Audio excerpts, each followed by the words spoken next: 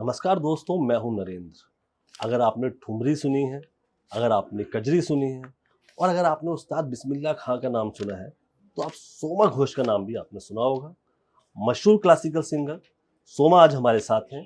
आइए बात करते हैं सोमा घोष से। सोमा जी, NTV में आपका स्वागत है। Thank you. सबसे पहले ये बताइए कि आजकल क्या नया कर रहे हैं आप?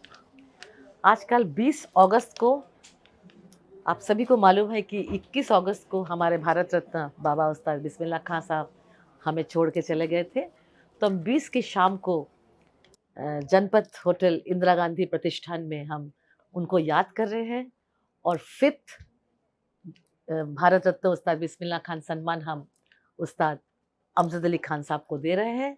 आप लोग ज़रूर आइएगा, ये मेरा रिक्वेस्ट है। वहाँ पर हम एक फिल्म दिखाएंगे, डॉक्यू ड्रामा बाबा के ऊपर। शुभंकर घोष जो 3 नेशनल अवार्ड विनर है, उन्होंने बनाए हैं डॉक्यू ड्रामा, पूरा जिंदगी उनकी। और मैं उनकी पसंदीदा चीज़ गाऊंगी, बाबा की तो एक कजरी। हाँ तो एक हमें सुनाएंगे छोटा सा? ज़रूर। मिर्ज़ापुर कैले गुलजार हो। हमारी जब पहली जुगलबंदी हुई थी तो मैंने ये धुन आप लोग सुने होंगे।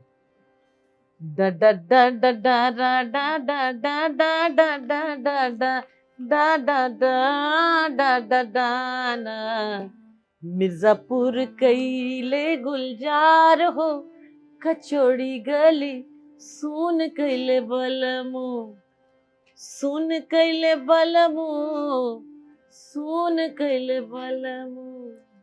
तो आपकी उस्ताद से मुलाकात कैसे हुई? बिस्मिल्लाह खां से आपकी कैसे मुलाकात हुई आपकी? एक अद्भुत कहानी है।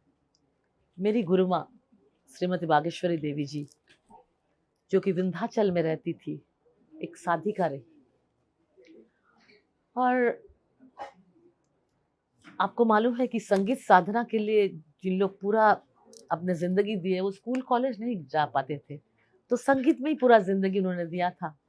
और जब कोई प्रोग्राम, आजकल तो होता ही नहीं है, और प्रोग्राम होता भी है तो उसमें हारमोनियम एक्म्पनिस्ट को पैसा मिलता है, साउंड रिकॉर्डिस्ट को मिलता है, तबला वादक को मिलता है, लेकिन मेन आर्टिस्ट को नहीं मिलता है, शास्त्रीय कलाकारों को। जी। तो आज भी वो रवैया है। तो उनको जब कुछ भी प्रोग्राम नहीं, कुछ नहीं, तो वो नौकरी के लिए खैरागढ़ यूनिवर्सिटी गए थे और 6 घंटा VC उनको बाहर बैठा के रखे थे।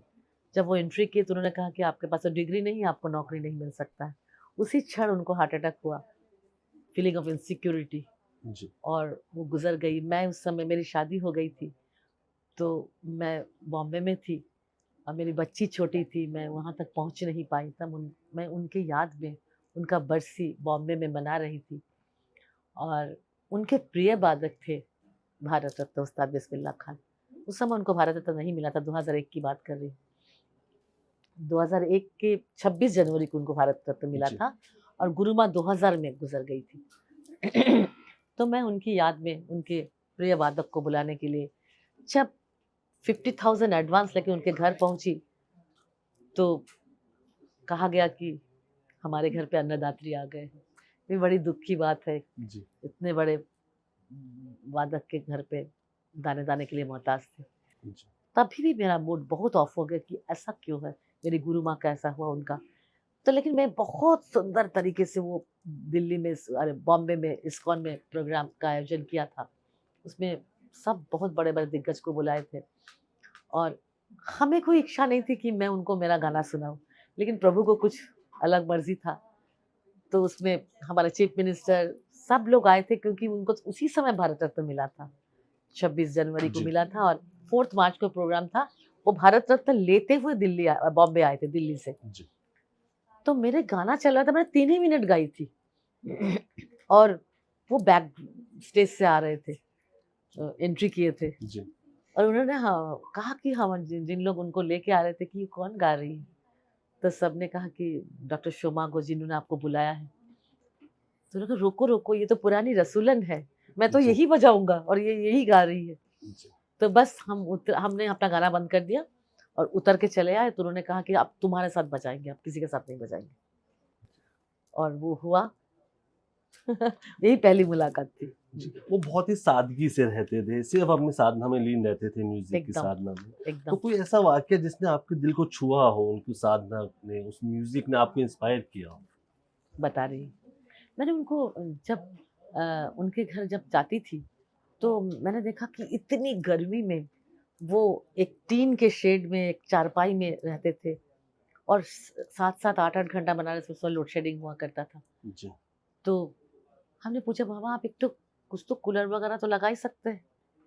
तो बोले कि मैं नहीं लगा पाऊँगा क्योंकि मेरे पास उतना पैसा नहीं है और अगर मैं लगाऊँगा तो हम सबके कमरे में लगाऊँगा, हमारे घर पे 90 लोग रहते हैं। तो मैं तो वो कर नहीं पाऊँगा, इसलिए मैं भी नहीं करता हूँ, इन्वर्टर भी नहीं रखते। और एक दिन हम बहुत चौंक गए थे कि संसद में जी। हमारा प्रोग्राम, आपके प्रश्न के बिना ही मैं ये कह दिया। नहीं, नहीं, जी, ये तो बहुत क्यों ज़रूरी बात है ये तो तो। उन्होंने मुझे एक दिन कहा कि बेटा मेरा शहनाई हर जगह बजा है, संसद में नहीं बजा है, जी, तुम कराओगे? मैंने कहा हाँ बाबा मैं कराऊंगी। अब मुझे पता भी नहीं था कि कैसे कराऊंगी क्योंकि उस समय टेररिज्म का थ्रेटनिंग था, 2003 की बात कर रही हूँ। जी, तो लेकिन सब कुछ आयोजन हो गया, बाला साहब ठाकरे जी ने हमें बहुत मदद की है।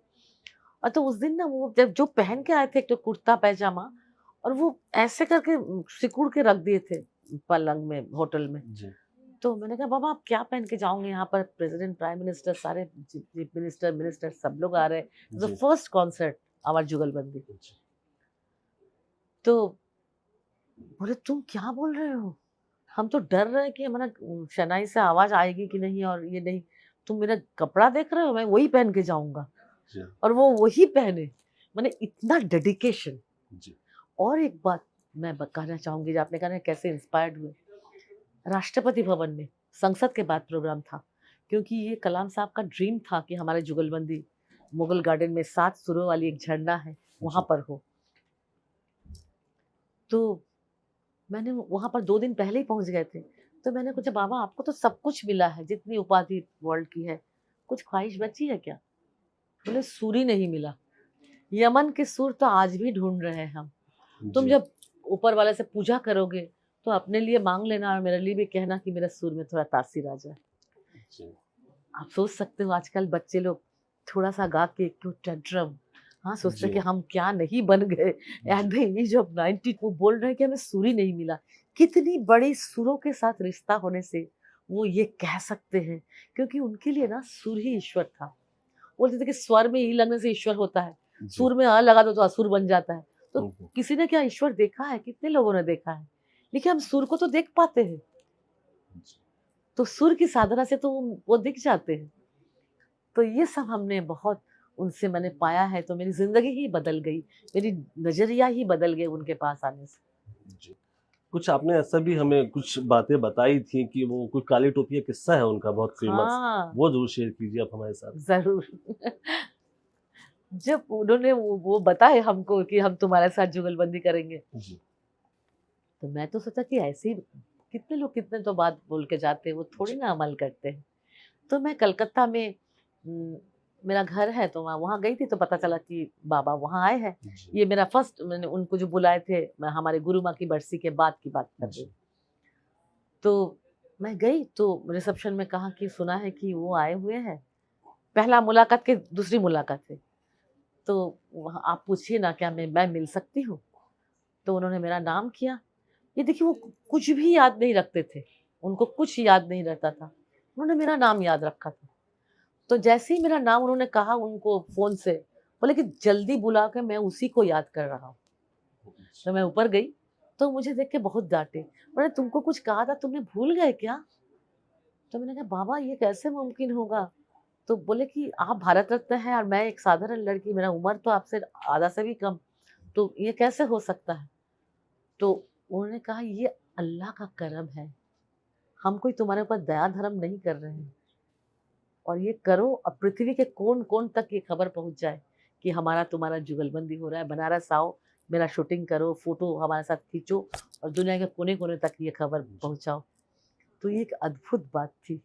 हाँ, और फिर उन्होंने वो ऐसे किया, और उन्होंने ये भी उस दिन कहा था कि तुम तो बेटी हो, तुम मेरे साथ गद्दारी कर सकते हो, बोले मैं नहीं करूँगा। और आखिरी प्रोग्राम जो राष्ट्रपति भवन में हुआ था, उसमें उन्होंने प्रेसिडेंट से 30 लाख रुपए मांग लिए थे। तो प्रेसिडेंट डॉक्टर कलाम साहब हमें बोला कि तो करना है, और वो तो इतना मांग रहे हैं, हम कैसे। मैंने जब फोन किया तो उसके पहले दिन वो बाथरूम में गिर गए थे, जी। और गिरने के बाद तो वो चलने फिरने की हालत पे नहीं थे, लेकिन वो मेरे लिए आए, उन्होंने एक पैसा नहीं मांगा। और उन्होंने जो पहला जो कॉन्सर्ट संसद में किया था, जी। तो उन्होंने उस समय जो पब्लिसिटी में कह दिया था कि हमारी बेटी की मैं तारीफ नहीं करूंगा। मैं 50 साल जब से देश स्वाधीन हुआ है तब से मैं सफेद टोपी पहनता हूँ, और उसके बाद मैंने काला टोपी पहना ही नहीं। जी। लेकिन अभी मैं तुम्हारे लिए वो काला टोपी पहन के बजाऊंगा, जिससे कि लोग समझ जाए कि मैं अपनी बेटी के साथ बहुत दिल से बजा रहा हूँ। जी।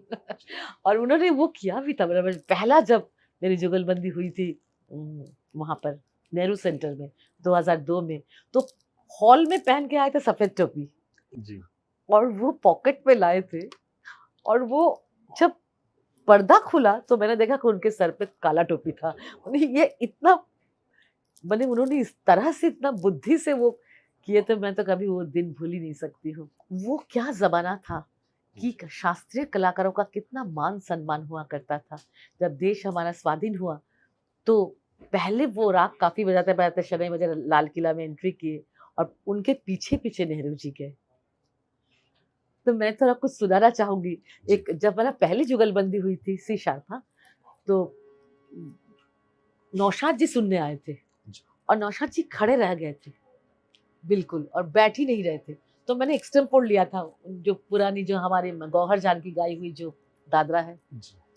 मोहे पनघट पे नंद लाल छेड़ गयो रे, मोहे पनघट पे, हाँ मोरी नाजुक कलैया मरोर गयो रे, मोहे पनघट पे, हाँ मोहे पनघट पे नंदलाल छेड़ गयो रे, मोहे पनघट पे। बहुत खूब। अब आप ये बताएं कि वो उसूलों के पक्के थे, सादगी का जीवन जीते थे। आपके बारे में हमने सुना है कि आप भी बहुत बेबाक हैं, आप भी बहुत अपने उसूलों की पक्की हैं। तो बॉलीवुड से कभी ऑफर नहीं आया आपको? बहुत 30 आइटम सॉन्ग्स के ऑफर आए थे मेरे पास, जी। लेकिन मैंने इसलिए नहीं गाया कि हम कविता को बहुत प्राधान्य देते हैं, कि जी। जो 70s 60s के जो गाने, वो कितनी कविता प्रधान, जी। जिससे जो कि लोगों को जीना सिखा दिया है। उसके बाद से क्या है, इतना इंस्ट्रूमेंट हावी हो गया है ना अभी, ना तो वो इंस्ट्रूमेंट्स आजकल बजाए जाते हैं उन जी। गानों के साथ।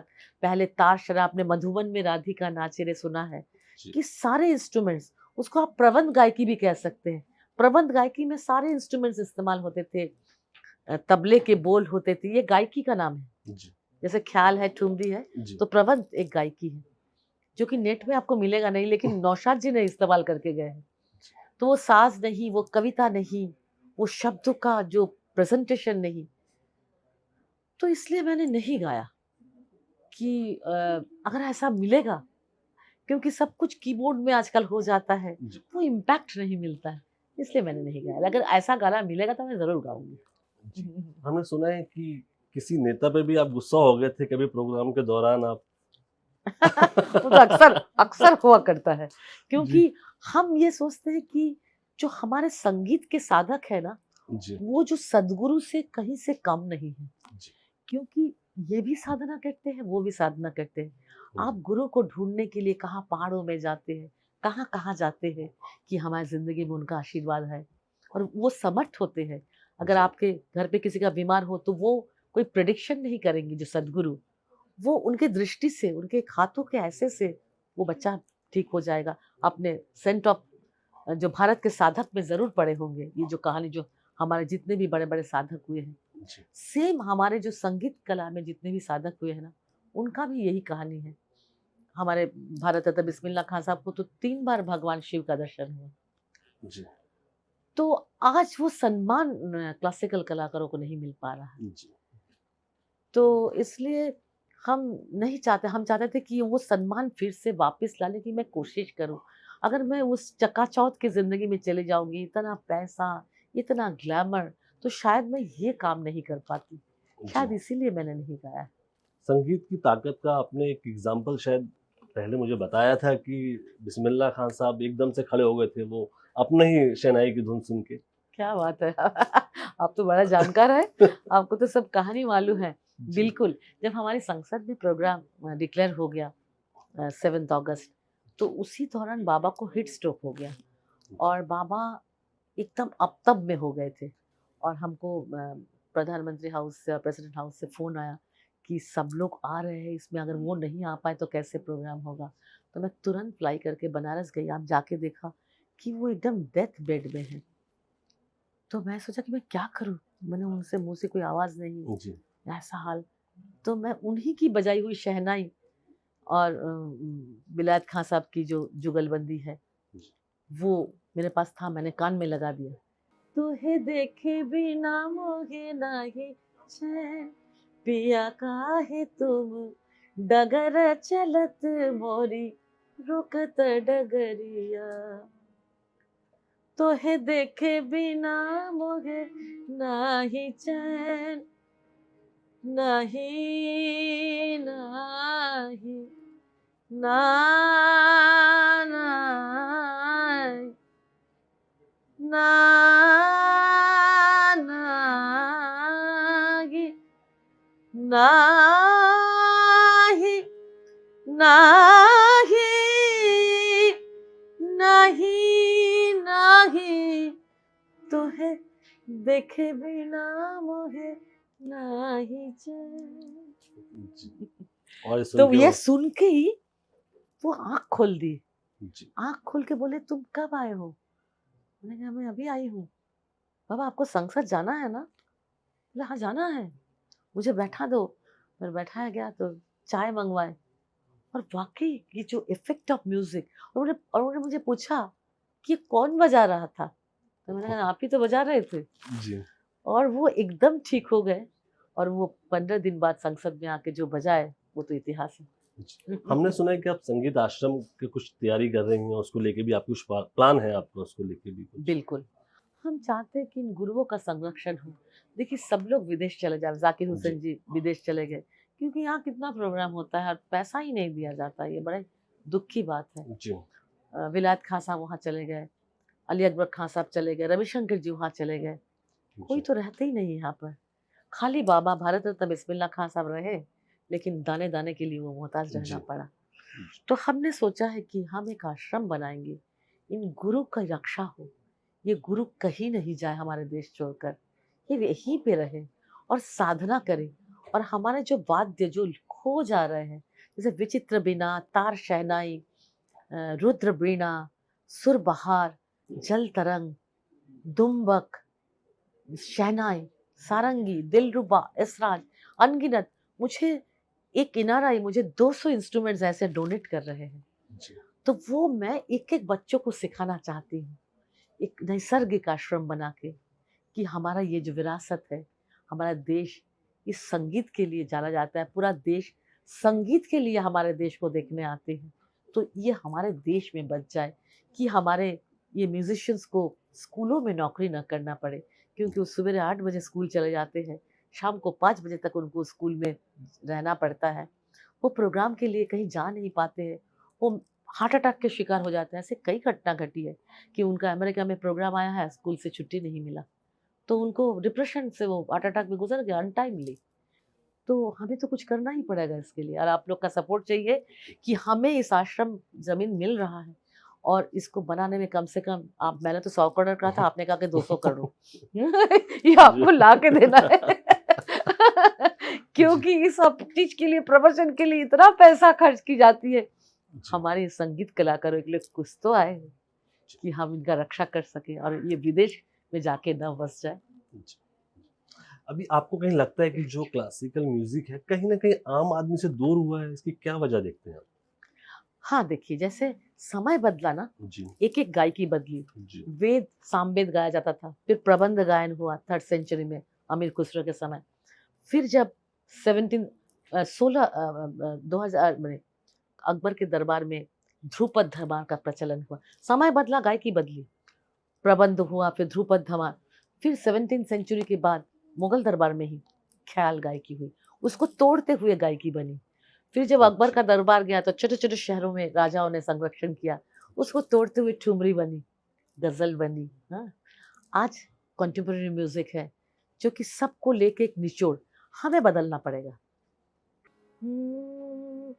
दीम दीम तना दीदी तना तेरे दनी दीम, जैसे हम तराना गाएंगे, तराना भी एक अंग है, तो इसको हम क्यों ना, जैसे मैं विदेश जाती हूँ तो इसमें मैं इसको फ्यूजन का नाम नहीं देती हूँ, जी मैं इसको हार्मनी थ्रू म्यूजिक बोलते हैं, जी कि हम वहाँ के सारे इंस्ट्रूमेंटिस्ट को लेंगे, क्योंकि in music we are one, music is universal, जी ओनली 7 नोट्स। आप देखिए धर्म के राह में कोई सिख है तो कोई क्रिश्चियन, कोई मुस्लिम, तो कोई शिव के पुजारी, तो कोई कितने राह है, लोग कंफ्यूज हो जाते हैं, लेकिन म्यूजिक में वी आर वन।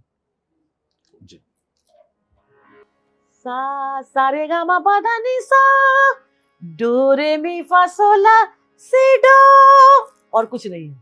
दिम दिम ता दा दी दी ता ना दे रे दा नी दिम दिम ता दा ना दी दी ता ना दे रे दा नी दिम दिम ता दा ना दी दी दिम दिम ता ना ना दिम दिम ता ना ना दिम दिम ता ना ना दिम दिम ता ना ना दिम दिम ता ना।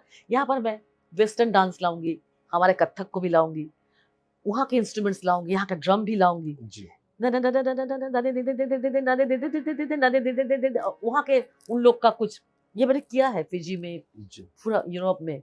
दिम दिम दा ना दीदी ता ना दे रे दा नी दिम दिम ता ना दीदी दिम दा ना ना दिम ता ना ना दिम ता ना ना दिम ता ना ना दिम ता ना ना दिम ता ना ना दिम ता ना ना दिम दिम ता ना दीदी ता ना दे रे दा नी दिम दिम ता ना दीदी ता ना दे रे दा नी।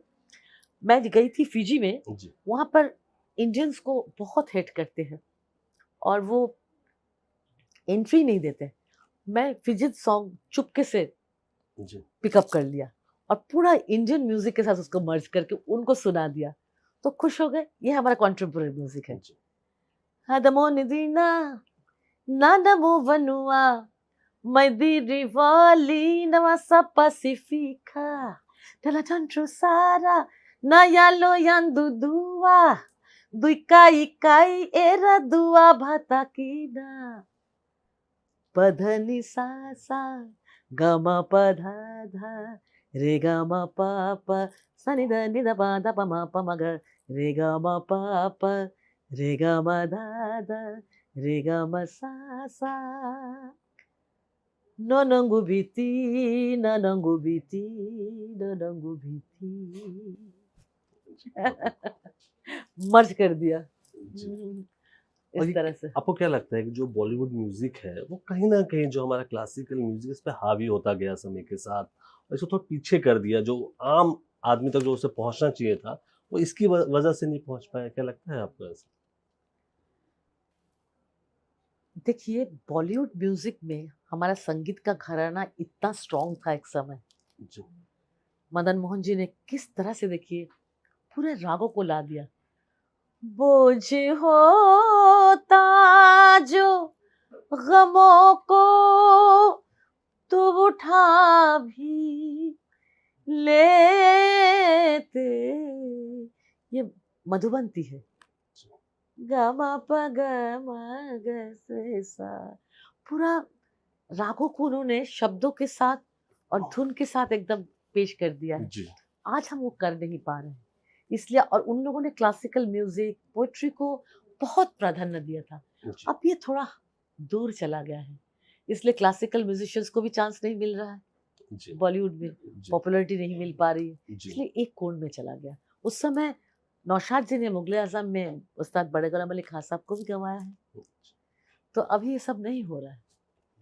और पब्लिसिटी भी क्लासिकल म्यूजिक का बिल्कुल नहीं हो पा रहा है, वो भी एक कारण है। और ये आपको क्या लगता है रियलिटी शोज के नाम पे जो म्यूजिक को दिखाया जा रहा है, बच्चों को सिखाया जा रहा है, वो कितना नुकसानदायक है या कितना फायदेमंद है, क्या देखते हैं आप इसको? मेरे ख्याल से तो ये नुकसान ही है। जी देखिए ईश्वर को प्राप्त करने में कोई शॉर्टकट तो है नहीं, जब तक जी साधना नहीं करेंगे नहीं जी मिलेगा। और मैंने कहा ना, ये जो संगीत है ईश्वर का राह है, यहाँ शॉर्टकट नहीं है। They are very very very talented, जी और ये टैलेंट पहले ज़माने में भी था, लेकिन उनको एक्सपोज नहीं किया जाता था। गुरु की आदेश होती थी कि ये तुम्हारा उम्र नहीं है, जी क्योंकि एक पेड़ जब छोटा रहता है ना तो उसको फेंसिंग दे के उसको सहारा दी जाती है कि जब तक वो बड़ा ना हो जाए तो पूरा सहारा। तो जब एक बच्चा छोटा है ना तो गुरु की सहारे की जरूरत है, गुरु से शिक्षा लेने की समय है वो, जिस समय उसका एक्सपोज वो हो रहा है। तो सीखेगा कब? अगर वो साधना नहीं करेगा ना तो वो आगे नहीं बढ़ पाएगा, इतना जी। टैलेंट लेके भी वो आगे नहीं बढ़ पाएगा। जी। आजकल तो एआई भी आ गया है, लोग उससे गाने लिखवा रहे हैं, गवा ले रहे हैं, आवाज को सही कर ले बताइए, रहे तो दिमाग ही नहीं चलेगा तो वो भी खत्म हो जाएगा। आप बताइए कि हैं। जी। कला के साथ कल्पना और दिमाग कला को निखारता है। जी। तो कल्पना और दिमाग ही अगर बंद कर दे या सब कुछ मशीन से ले ले तो इंसान जिएगा कैसे? आप बताइए ना, क्योंकि जी। इंसान की जीने की खुराक तो म्यूजिक से मिलती है ना। जी। कलाम साहब के साथ भी आपके कई यादगार पल हैं, कोई शेयर कीजिए हमारे साथ उनकी कोई मुलाकात या कोई ऐसा क्षण रहा हो। जब हम लोग संसद में उन्होंने पहली बार हमारा गाना सुने तो हमको और बाबा दोनों को वो प्रेसिडेंट हाउस में बुलाए थे नाश्ते में, लेकिन बाबा नहीं गए तो सोची थी कि मैं भी नहीं जाऊंगी, तो उन्होंने खास करके मुझे बुलाया और बुलाने के बाद उन्होंने कहा कि हमारी प्रिय कविता आपको गाना है, विस्पर ऑफ जास्मिन। और मैंने गाया 3.5 पन्ने की गाना, हिंदी और जी। इंग्लिश दोनों में जी। हमने गाया। और उनकी और एक ख्वाहिश थी कि हमारे जुगलबंदी मुगल गार्डन में, मैंने वो भी पूरा किया। ये बाबा की आखिरी कॉन्सर्ट थी जी। जी। जिंदगी का। उसके बाद 4 मार्च को ये प्रोग्राम हुआ था जी। राष्ट्रपति भवन में और 21 अगस्त को 2006 में वो गुजर गए। जी। इसके बाद और वो प्रोग्राम नहीं वो किया। जूही वाला किस्सा जो था जो। हाँ, वो जैसे ही मैं उनके पास गई ना तो वो मेरा हाथ पकड़ के मुझे मुगल गार्डन लेके गए जी। और बोले कि ये मेरा सपना है कि आपको मेरा प्रिय कविता गाना पड़ेगा। तो मैंने कहा बताइए। तो उन्होंने कहा कि मैं राष्ट्रपति भवन में रोज ये मुगल गार्डन में मैं वॉक लेता हूँ। तो एक दिन मैं वॉक ले रहा था तो लगा कि जूही का जो फूल बिखरा हुआ है वो रो रो के मुझे कह रही है कि मेरा जन्म इसीलिए हुआ था। अपनी माँ से कह रही है कि जी। मेरा जन्म इसीलिए हुआ था कि राष्ट्रपति हमें कुचल के चले जाएंगे। तो माँ हंसी, बहुत हंसी और हंस हंस के बोली कि तुम्हारी खूबसूरती से प्रेरित होकर मोर नाचते हैं, हंस कुलांचे मारते हैं, फिर कोयल गाते हैं और वो सुनकर कवि का मन जागता है और वो कविता लिखते हैं और वो कविता सुनकर एक गायक गायिका का मन जागता है। तो वो सुरों में पिरो के वो गीत बनाते हैं और वो गीत सुनकर इंसान इंसान होता है, नहीं तो वो पाषाण और राक्षस बन जाता। जी। जैसे आज बन रहे, देखिए इतने रेपिस्ट हो गए पूरे देश में, जी। तो राक्षस ही तो है ना। जी। तो इसलिए कविता जिंदगी में बहुत जरूरी है और वो तुम्हारे लिए है, इसलिए तुम्हें जीना ही पड़ेगा। जी। ये थी कहानी। जी। मैं इतनी प्रभावित हुई, मैंने गाकर उनको भेजा, वो बहुत खुश हुए वो जी। सुनकर। और उन्होंने मेरे एक प्रोग्राम में चीफ गेस्ट बन के भी आए थे, परंपरा मैंने जी। किया था। तो उन्होंने सबको कहा था कि ये खाली अकेले शोभा का काम नहीं है, जितने भी लोग रिच है, जिनके पास बहुत पैसा है, वो शोमा जी को साथ दे। आज मैं फिर से आप लोगों से कह रही हूँ, मुझे एक संगीत आश्रम बनाना है। ऐसे गुरु, ऐसे संगीत साधक हमारे देश में हुए हैं और होंगे, प्रतिभा की कोई कमी नहीं है, लेकिन आप लोग के साथ की जरूरत है। आजकल बहुत दुख की बात है, मैं आपको बताना चाहूंगी कि पहले भी तो मैंने कॉन्सर्ट किया ना, जी। एक मनी होता था कॉर्पोरेट फंड जिस खाली कल्चर के लिए स्पॉन्सर की जाती थी। अब सब कुछ सीएसआर हो गया है और जिसमें कल्चर नहीं आता है उसमें एजुकेशन आता है, जी। विलेज का डेवलपमेंट आता है। कल्चर के लिए कोई फंड नहीं है। हम लोग के पास अभी प्रोग्राम करने के लिए कोई फंड ही नहीं आ पा रहा है। हम इसके लिए गुजारिश कर रहे हैं। मैं कोई झगड़ा नहीं कर रही हूँ, मैं निवेदन कर रही हूँ हमारी सरकार से कि संगीत के ऊपर हमारी संस्कृति, क्योंकि education is incomplete without music and culture, क्योंकि यही हमें जीना सिखाता है। किसी के मुस्कुराहटों पे हो निसार, किसी का दर्द हो सके तो ले उधार, किसी के वास्ते हो तेरे दिल में प्यार, जीना इसी का नाम है। ये सुर, ये संगीत और ये कविता गांव गांव में बहुत अनपढ़ लोगों को भी बहुत कुछ सिखा दिया है। उनके परिवार, उनके नेक्स्ट जनरेशन भी, क्योंकि वो अनपढ़ है, लेकिन ये गाना सुन के वो अपने बच्चे को भी ये बात सिखाया है। आज वो सिखा नहीं पा रहे क्योंकि ये कविता नहीं है हमारे पास। तो ये कविता, ये सब चीज, ये कल्चर और म्यूजिक से आता है। माँ एजुकेटेड है लेकिन माँ संस्कारी नहीं है। हम बेटी बचाओ बेटी पढ़ाओ की मैं एम्बेसडर हूँ। जी हम एम्पावर्ड वुमेन में, जो एम्पावरमेंट में विश्वास करती हूँ कि हर नारी में वो अधिकार है, लेकिन कहीं कहीं जैसे हम उलझ गए हैं इस परिभाषा में। खाली नारा लगाना कि हम वुमेन हैं, हमारे पास सब कुछ है, ये करने से नहीं होगा। हमें अपनाना पड़ेगा वो गुण, तभी हम नेक्स्ट जनरेशन को वो दे पाएंगे। कि हमारा जो गुण है ना, सहनशीलता, संयम, सेवा भाव और संस्कारी, जब एक 100% संस्कारी माँ होगी तो बच्चा को जन्म देने से पहले गार्भिक संस्कार करेगा कि हम किसी आत्मा को जब अपने कोख में ला रहे हैं ना, उसको उस मंत्रोच्चारण, वो पूजा पाठ से एक सही आत्मा को हम अपने कोख में बुला सकें, जी जो कि रेपिस्ट नहीं बनेगा। और उसका पहली टीचर होती है माँ। पहली गुरु होती माँ, है माँ की बड़ी जिम्मेदारी। ये हमें लेना पड़ेगा, हमें संस्कार सीखना पड़ेगा। अगर मैं खुद नहीं जानूंगी संस्कार तो बच्चों को कैसे देंगे। मुझे सुषमा स्वराज जी ने एक घटना बताई थी खुद, कि उनकी माँ उनके भाई की पहले जो कलम पकड़ते हैं वो सेरेमनी कर रहे थे, और भाई को नया डायरी दिया, पेन दिया, कलम दिया। तो उन्होंने पूछा, माँ मेरा पेन, मेरा डायरी कहाँ है? तो तुम तो दूसरे के घर पे जाओगे, तुम पढ़ लिख के क्या करोगे? एक पुरानी डायरी दी। तो वो रो रो के अपने पिता के पास गई कि पापा मैं भी पढ़ना चाहती हूँ। भाई को पुराना डायरी और मुझे भाई को नया डायरी और मुझे पुराना डायरी माँ ने क्यों दिया? पापा ने तुरंत उनके लिए नया डायरी खरीदी और दे के बोले कि तुम पढ़ोगी, तुम देश का एक बनोगी, और वो बन के दिखाई। ये संस्कार की अभाव थी। माँ अच्छी थी लेकिन वो, ये है एक शक्तिशाली वुमन, एक संस्कारी वुमन का बनना, कि जो बेटे और बेटियों में फर्क न रखे जन्म के बाद से ही, और बेटे को ये समझाए कि हर औरत, चाहे तुम्हारा बहन हो, तुम्हारा कॉलेज का फ्रेंड हो, वो माँ दुर्गा की प्रतिनिधि है, उसको कभी अपमान मत करो, तो हमारी लड़कियां सुरक्षित हो जाएगी। ये मेरा अंतर मन कहता है, तो मैं आपसे ये शेयर करना चाहूंगी। पीएम मोदी ने भी कभी आपको कॉम्प्लीमेंट दिया, आपका गाना सुना हो? बहुत, जी he is a great person. जी उन्होंने मुझे बुला के पद्मश्री दिया है, और जब हम पहली बार मिले, उन्होंने बुलाए थे प्रधानमंत्री हाउस में, वो 60 मिनट तक मेरी और मेरे विषय में सब कुछ जानते थे। वो प्रश्न करके जो हमारे जो लुप्त होते हुए वाद्यों का जो पूरा काम सब वो जानते थे, और मैं क्या करना चाहती हूँ ये भी उन्होंने बताया। और उन्होंने एक अद्भुत कहानी बताई कि उन्होंने कहा कि वाद्यों से मेरा, उनका बहुत लगाव है, और उन्होंने ये भी कहा कि अहमदाबाद में एक इंसान थे जो कि टूटे हुए वाद्यों को एकदम नया बना देते थे। तो उन्होंने कहा कि हम जब प्रधानमंत्री बने, मैंने ढूंढने गया उस आदमी को कि हम उन्हें पद्मश्री देना चाहते थे, लेकिन वो गुजर गए थे। तो उनका ये जो लगाव है संगीत के प्रति, वाद्यों के प्रति, मुझे बहुत इंस्पायर किया।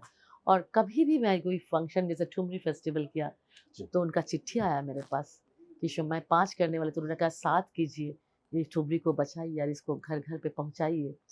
और कुछ भी हम, मैंने जब बाबा में किताब लिखा तो उनका तुरंत शुभकामनाएं संदेश आया। तो बहुत उनका इंटरेस्ट है संगीत से, कल्चर से। लेकिन वो तो बहुत इंटरेस्ट लगती है, हमारी जिम्मेदारी है ना, और जिनके पास पैसा है उनका भी जिम्मेदारी है कि इसको बढ़ावा दे, पब्लिसिटी में लाए, कि लोग सुने, जाने, आके बच्चों तक, स्कूलों तक। हमारे समय में स्कूल में एक एक्स्ट्रा करिकुलम पीरियड होता था, जिसमें जिस बच्चों को जिस चीज में इंटरेस्ट हो, किसी को कविता, किसी को नाटक, किसी को राइटिंग, तो उसका एक अलग क्लास होता था। तब बच्चे को संस्कार मिलता था, उसके मन में कोमलता आती थी, इतना वायलेंट नहीं होते थे बच्चे जैसे आजकल हो रहा है। लेकिन वो नहीं हो रहा है। सरकार तो ये किए है, लेकिन उस तरह से वो आगे नहीं बढ़ पा रही है बातें, वो भी बढ़ना चाहिए ये सब। अब आखिर में हम आपसे बाबा की जो पसंदीदा जो भी राग है, जो भी उनको पसंद था, वो 2 शब्द आपसे सुनना चाहेंगे। जरूर सुनाएंगे। बाबा को बेगम अख्तर की गजल बहुत पसंद था, वो हमेशा गाया करते थे। तो मैं एक लाइन सुनाऊंगी, और बेगम अख्तर इस गजल से, अख्तरी बाई फैजाबादी से बेगम अख्तर बनी थी। ये जो गजल है, दीवाना बनाना है तो दीवाना बना दे, वरना कहीं तकदीर तमाशा न बना दे। हाँ,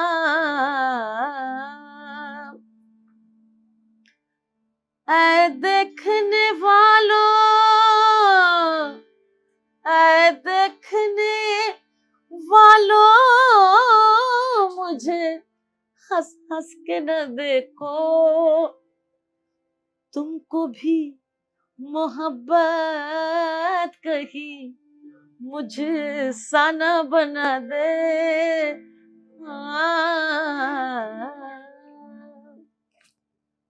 ये उनको बहुत पसंद था। जी सोमा जी, एनडीटीवी से बात करने का ढेर सारा शुक्रिया और आपके आने वाले प्रोजेक्ट से ढेर सारी शुभकामनाएं। Thanks a lot. Thank you, my pleasure.